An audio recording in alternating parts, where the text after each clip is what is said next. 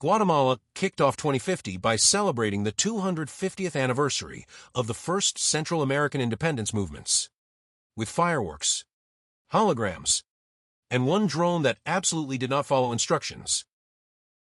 Economists cheered as Guatemala posted its fastest growth since the early 2000s, powered by green tech exports, and a coffee sector that finally embraced climate-smart farming instead of praying to the rain gods. The Maya Biosphere Reserve expanded again, reversing decades of 20th-century deforestation. Jaguars now casually photobomb eco-tourists, proving conservation works, and that jaguars have zero respect for personal space. Guatemala's 2050 elections saw record youth participation, echoing the democratic waves of 1944 and 2015. Young voters demanded transparency, climate action, and politicians who actually understand how to use a tablet. The country's new high-speed rail, yes, rail in Guatemala, connected the Pacific and Caribbean coasts, reviving dreams first imagined during 20th-century infrastructure booms but never fully realized. In science news, Guatemalan researchers cracked a breakthrough in volcanic energy capture, turning the country's famously dramatic volcanoes into clean power celebrities. Pacaya is now basically a national battery. Tech hubs in Guatemala City and Quetzaltenango boomed, channeling the spirit of the 1990s internet revolution, except with fewer dial-up noises and more AI startups named after volcanoes.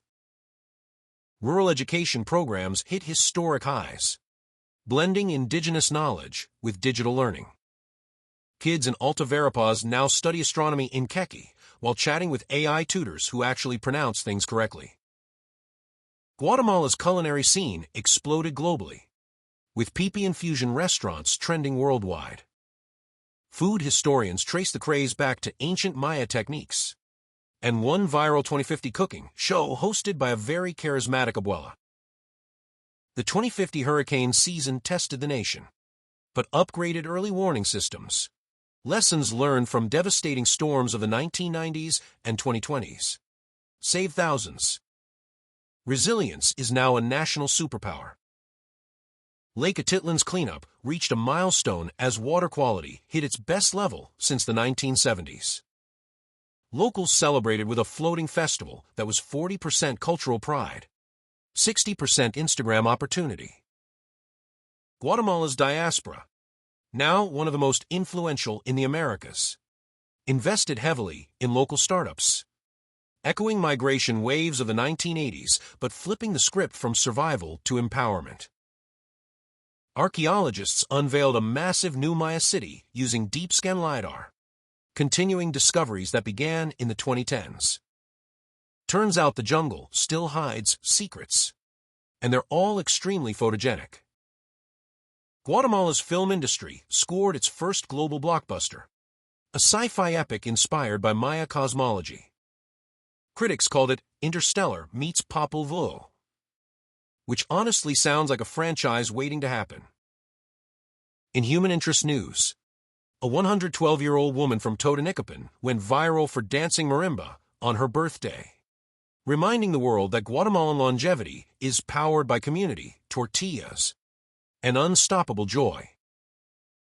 Guatemala's space program, yes, that's a thing now, launched its first microsatellite cluster, honoring the nation's 1960s radio astronomy pioneers who dreamed big long before rockets were trendy.